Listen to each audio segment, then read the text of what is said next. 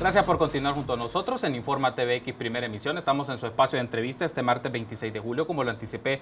Ya está con nosotros Damián Alegría, diputado suplente del FMLN. Vamos a hablar un poco del recurso de amparo de los diputados suplentes y de la agenda legislativa. Bienvenido, diputado Alegría. Muchas gracias por la invitación y saludos a la audiencia. Gracias a usted por acompañarnos en esta mediodía. Les brindo un contexto del tema que vamos a desarrollar en estos minutos junto al diputado Damián Alegría. El pasado 21 de julio, diputados suplentes del grupo parlamentario del FMLN presentaron un recurso de amparo ante la Corte Suprema de Justicia para dejar sin efecto la sentencia que la Sala de lo Constitucional emitió hace más de una semana y en la cual las personas consideradas como diputados suplentes no podrán sustituir a diputados propietarios por no haber recibido el voto directo del electorado. Según los diputados suplentes del FMLN, interpusieron tal recurso ante la Corte Plena porque a su juicio se violentan sus derechos políticos y de audiencia, señalando que no fueron consultados para brindar sus argumentos. Para ampliar este tema y otros asuntos de agenda legislativa, nos acompaña el diputado suplente del grupo parlamentario del FMLN, Damián Alegría. Agradezco que esté con nosotros esta mediodía, diputado Alegría, y para iniciar la entrevista hay algo que me llama la atención.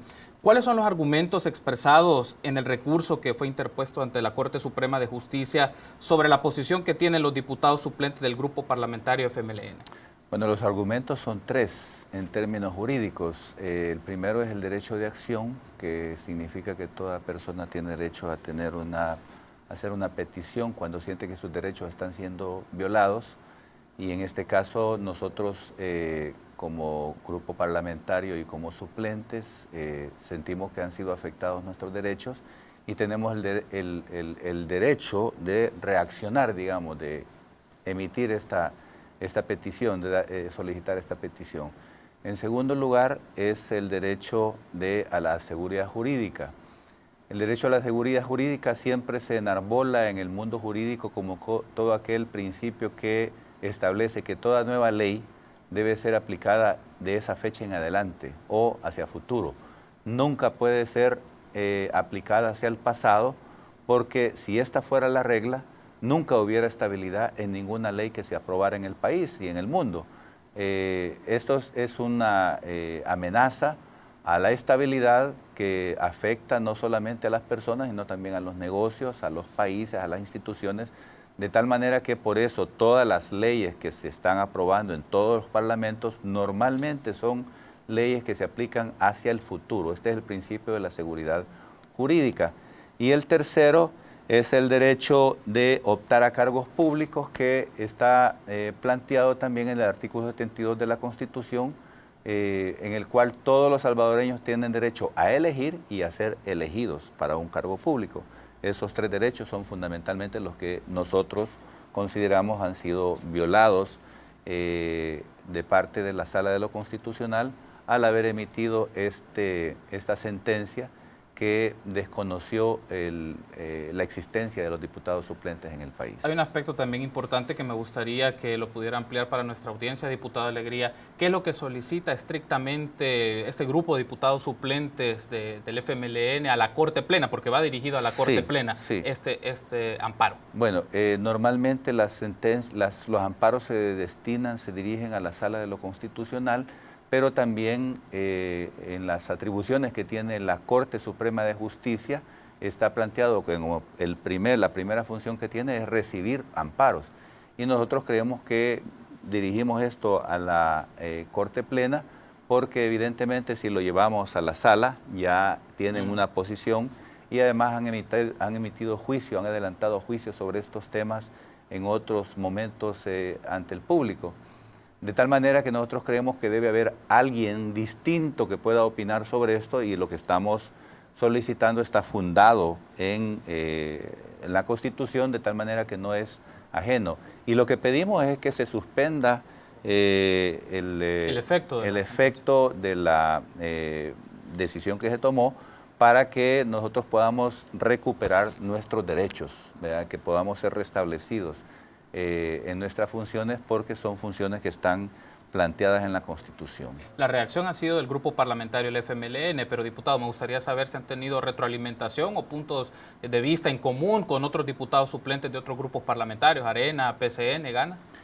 Bueno, cuando uno habla personalmente con cada uno de ellos, uno lo que percibe es que hay una actitud también de molestia, de irritación en todos los otros diputados suplentes. Lo que pasa es que en este caso podemos decir nosotros que el único partido que respalda abiertamente a sus diputados suplentes, porque está basado en la ley lo que están haciendo, es el FMLN. Nosotros hemos invitado a otros diputados suplentes para que hagan lo mismo, pero posiblemente no tengan el mismo respaldo de parte de la jefatura o de parte de la dirección de su partido, y por esa razón no se ha visto ninguna acción de parte de ellos. Yo no lo descartaría, podría ocurrir, digamos, en los próximos días, pero hasta hoy lo que hemos percibido es una actitud más bien de acatamiento, de sumisión, y conscientes ellos de que los derechos de cada una de estas personas han sido violados, y que tienen también el derecho de accionar, pues, pero no ha pasado a más. Pero sí sabemos que tienen un malestar, que lo expresan cuando uno conversa con ellos, pero públicamente no lo han hecho sentir. Otro de los aspectos que quisiera poner en relieve, diputado Alegría, es el asunto de, y es uno de los elementos que ha estado en la discusión de la opinión pública, y quiero tener su apreciación sobre esto. Se mencionaba que inhabilitar a los diputados suplentes para el ejercicio de sus actividades afecta en el trabajo parlamentario. Es así, digamos, porque están los 84 diputados y diputadas propietarios y propietarias. Entonces, ¿qué tanto el hecho de que los diputados suplentes no estén ejerciendo en este momento sus funciones afecta realmente el trabajo parlamentario? Bueno, hay varias ópticas, varias facetas de eso que acabas de preguntar. En la Constitución está planteado, y en el Código Electoral también, que los diputados suplentes son los que pueden sustituir a los diputados propietarios cuando estos, por una causa de fuerza mayor, no pueden hacerse presentes al Parlamento, a la Asamblea Legislativa. ¿Por qué no van a ser presentes? Bueno, hay una serie de razones que son muy prácticas, digamos, una enfermedad, nunca se sabe cuándo va a ocurrir una enfermedad con un diputado propietario, puede ocurrir, y entonces el diputado propietario pedirá que lo sustituya un suplente en la asamblea. La otra es viajes que se tienen de vez en cuando para conocer, intercambiar o hacer presencia en foros internacionales, cosas que ocurren en este Parlamento también porque hay una labor de relación diplomática entre los parlamentos. Los parlamentos de todos los países están en un continuo intercambio para saber cómo han resuelto este o cualquier otro problema, y de ahí surge también una visión de lo que se llama el derecho comparado. Si nosotros vamos a emitir una ley aquí sobre un tema específico, muchas veces resulta práctico e interesante conocer cómo lo están resolviendo en otro país, en Centroamérica, en México, en Sudamérica, en Europa, en distintos países. Cada uno tiene la expectativa de no pasar por el camino por el que ya otros pasaron, sino más bien aprovechar esa experiencia que hicieron, y esto significa poder tener ese intercambio. Claro, se puede tener a nivel de teléfono, se puede tener a nivel de correo electrónico, se puede tener a nivel de WhatsApp o lo que se quiera, pero a veces es más importante ir a conocer la realidad de cómo está desarrollándose el tema. Y uno puede conversar con los beneficiarios, con los afectados, con las personas que han trabajado en la implementación de esa ley, de tal manera que a uno le queda más claro cómo debe hacerse o qué cosas deben evitarse en la elaboración de esta ley. Eso es, digamos, otro fenómeno que lleva a que los diputados de algunas comisiones para algunos temas tienen que estar saliendo del país.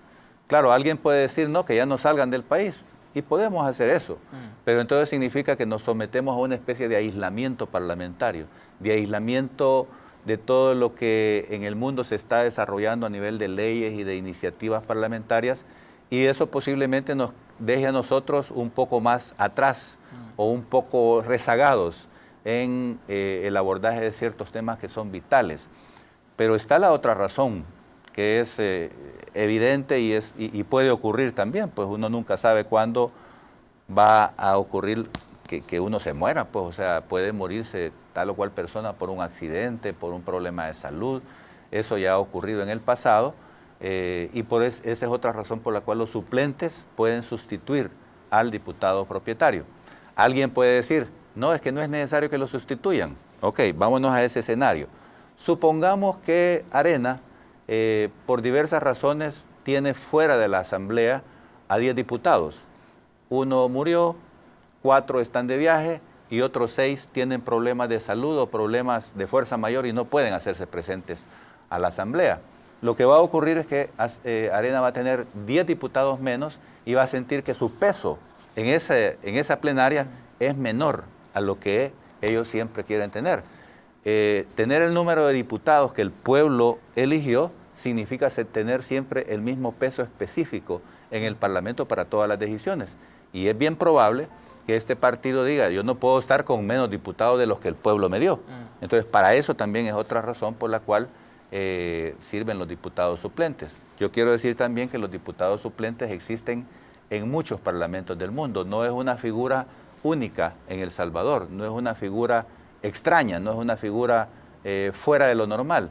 En todos los parlamentos del mundo, o en la mayoría por lo menos, existen siempre diputados suplentes para cubrir este tipo de cosas. Estamos llegando casi al cierre del primer bloque de entrevista, diputado Alegría, pero quiero hacer una pregunta que me gustaría tener su primer planteamiento en esta parte, luego lo podemos profundizar si le parece en la segunda parte de la entrevista, es la práctica de los suplentes en las decisiones legislativas. También está en discusión el tema de algunas decisiones en el país o en la Asamblea Legislativa más bien se han tomado por ejercicio de suplencias y nos deja o nos permite hacer una reflexión sobre en algún momento el diputado propietario no quiso intervenir en esa toma de decisión porque podía generar controversia, porque generaba conflicto de interés o simple y sencillamente no lo quiso hacer y asume el suplente. El debate estaba por la sentencia de la sala, particularmente sobre los 900 millones. Concreto, me gustaría tener su apreciación sobre esto. ¿No se ha prestado también del uso de la figura de los diputados suplentes para una toma de decisiones en algunos asuntos que un diputado propietario no quiere asumir o manda un mensaje de que no quiere tomar una decisión sobre esto y sí lo hace el suplente? Bueno, todos los grupos parlamentarios tratan de tener unidad, disciplina para poder ejercer, digamos, su mandato que viene del voto popular también. Frente a la población, los partidos prometen hacer tales y cuales cosas, transformaciones de distinto tipo, y para eso necesitan mantener el número de diputados siempre en la misma proporción en la Asamblea. Cuando de repente hay un diputado, y no ocurre solamente con suplentes, ocurre con propietarios también, que posiblemente no están de acuerdo con una decisión del partido. El partido busca cómo argumentar, cómo explicar que es necesario votar por esa acción, pero puede ocurrir que un diputado, propietario o suplente, diga, yo no estoy de acuerdo con eso. Los partidos podrían decir, bueno, nosotros dejamos en libertad a los diputados, pero a veces se trata de temas que tienen mucha trascendencia para el país, donde dejar a los diputados que voten por lo que se les ocurra puede significar debilitar un esfuerzo para lograr un cambio social importante en el país. Eso explica por qué la mayoría de veces los diputados de cualquier partido votan unificado. Uno casi nunca mira en la Asamblea que los diputados de un determinado partido voten unos en una forma y otros al contrario. La mayoría de veces, casi todos los diputados votan de la misma forma. Entonces, eso es parte, digamos, de la capacidad que tiene el partido para convencer a sus diputados de la necesidad de hacer tal o cual cosa. Tenemos que hacer una pausa, pero me gustaría que en la segunda parte de la entrevista pues, veamos otros detalles sobre esta decisión y también implicaciones para el FMLN y el debate que genera en el partido. Permítanos una pausa, continuamos con más en su espacio de entrevista. En esta oportunidad platicamos del recurso de amparo de diputados suplentes y está con nosotros Damián Alegría, diputado suplente del FMLN. Volvemos en instantes.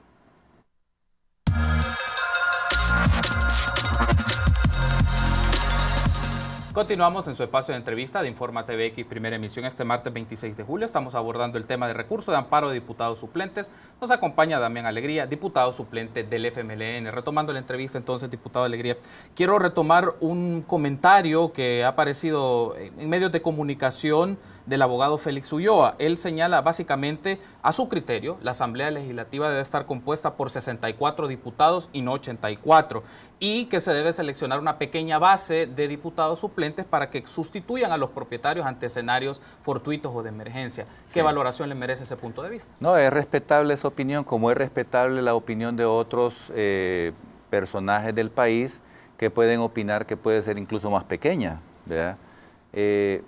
Pero el procedimiento para cambiar todas estas cosas está establecido en el artículo 248 de la Constitución.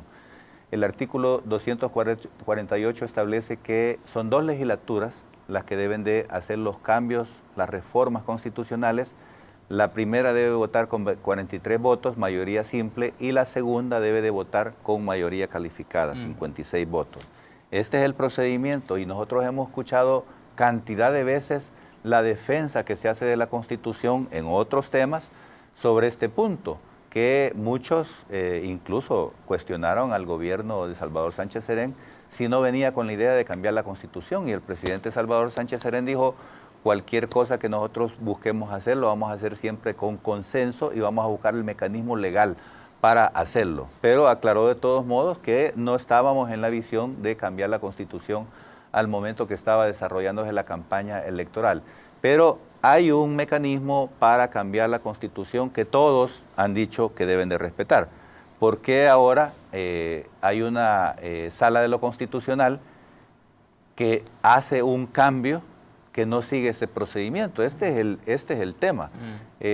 Muchos podrán justificar porque les conviene o porque lo miran bien que se haya seguido este procedimiento, pero a la sala de lo constitucional no le corresponde cambiar la Constitución. El mandato que tiene la sala es defender la Constitución, y esto significa defender la Constitución en su texto. Ninguna palabra de esa Constitución debe cambiar. Y si va a cambiar, debe haber un procedimiento como el que establecí anteriormente. Pero con esto, los miembros de la Sala de lo Constitucional lo que han hecho es, han destrozado la Constitución en esa parte que tiene que ver con los diputados suplentes. Y no pueden argumentar, los argumentos que he escuchado es de que son innecesarios, que mucho se gasta en ellos, y todos los argumentos pueden ser tomados en cuenta, pero debe seguirse un procedimiento. Si Félix está diciendo que deben de ser 64, yo entiendo que en los años 70 eran 60 diputados, ¿verdad? Y ahora Félix dice deberían de ser 64 y debe haber una proporción menor de diputados suplentes.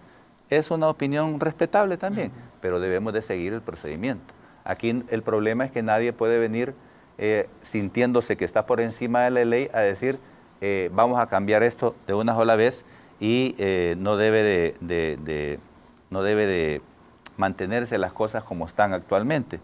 Entonces yo menciono eso porque la misma Constitución en el artículo 131 dice que corresponde a la Asamblea Legislativa decretar su reglamento interior y llamar a los diputados suplentes en caso de muerte, renuncia, nulidad de elección, permiso temporal o imposibilidad de concurrir de los propietarios. Este artículo y este numeral quedan eliminados, quedan expulsados de la Constitución simplemente por la opinión de 4 magistrados.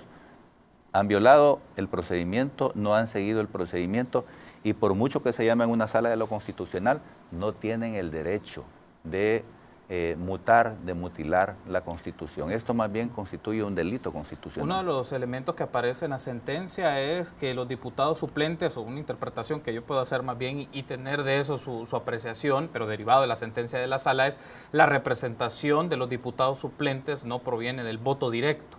En cambio, si se hace con los diputados propietarios, y porque en las últimas elecciones ya ahora está el tema de los rostros, tenemos las listas abiertas. Entonces, en el caso de los suplentes no es de esa manera. Entonces, ese es como uno de los alegatos que se presentan en esta discusión. ¿Qué opinión le merece? Bueno, si eso fuera así, tendría que aplicarse para todos los periodos anteriores, porque en los periodos anteriores incluso ni siquiera aparecía la foto del propietario, aparecía la foto de la bandera, y de esa manera es como estuvo votando el pueblo salvadoreño en las elecciones de los años 90 y en los principios de los años 2000.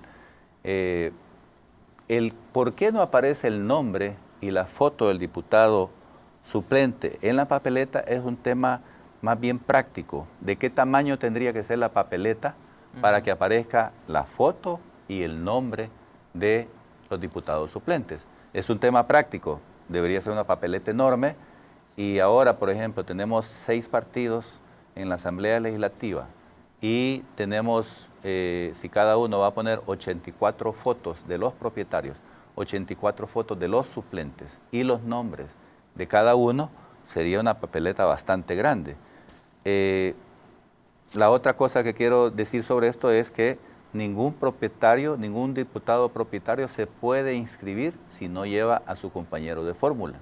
Esto está establecido en los artículos del Tribunal Supremo Electoral, del Código Electoral, de tal manera que es una solución práctica la que se tomó durante todas estas legislaturas de decir, bueno, vamos a inscribir al diputado propietario, vamos a inscribir con todos los mismos atestados al diputado suplente, pero a la hora de imprimir la papeleta solamente vamos a poner al diputado propietario.